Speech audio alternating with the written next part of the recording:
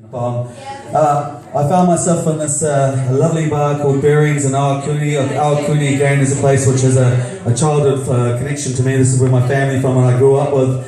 And Bearings had this lovely painting up on the walls of the Aurora Borealis called and it has a symbolism of the stone carvings called the Utushkas, which the Utushkas is the stones that they plant, the Nutuwit people plant to show them their way home, so that when they're lost in the desert, they don't get lost by listening to false whispers and false worms or the Windingo, which will lead you astray. It will take you actually home.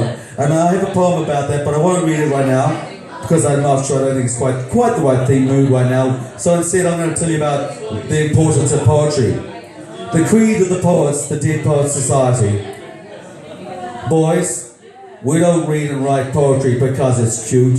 We read and write poetry because we are members of the human race. And the human race is full with passion and medicine and law and business and engineering. These are all noble pursuits and necessary to sustain life. But poetry, beauty, romance, love, these are the things we stay alive for. To quote from Whitman, "O me, O life, of the question of these reoccurring, of the endless train of the faithless, of cities filled with the foolish, with good in these, O life, answer that you are here and that life exists and identifies, that the powerful play goes on and you may contribute a verse, and that the powerful play goes on and you may contribute a verse. What will your verse be?"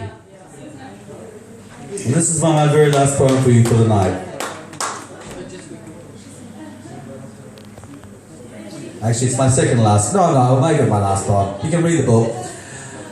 This is a word poem that I actually wrote in 2012.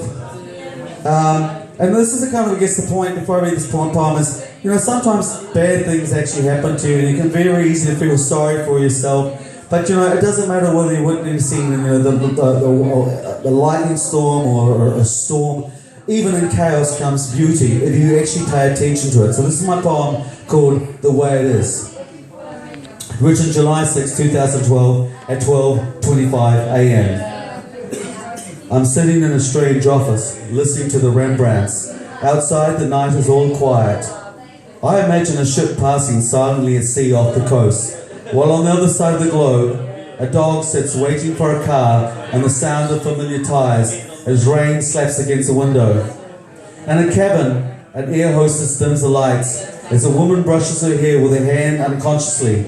As she sleeps, the airbus that carries her passes high above silently, unnoticed by the thousands who live in the homes below. Some watch the late night TV, others worry about bills, and a few fuck.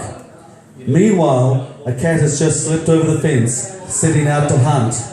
A mouse cocks its ears at a sound but continues to root for insects for its fare.